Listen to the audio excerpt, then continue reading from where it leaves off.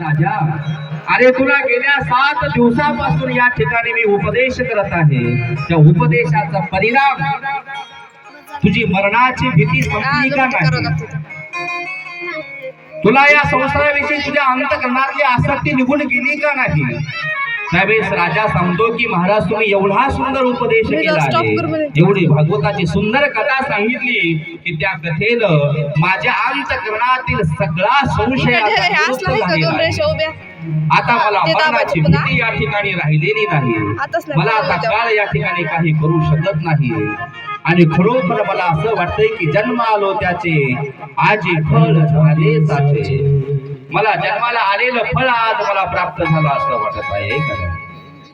मला जन्माला आलेलं फळ केव्हा सार्थक आहे?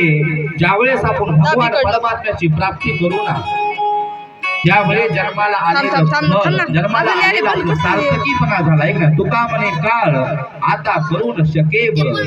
माणसानं आपल्या जीवनामध्ये एवढा परमार्थ करा, एवढा परमार्थ करावा की मरणास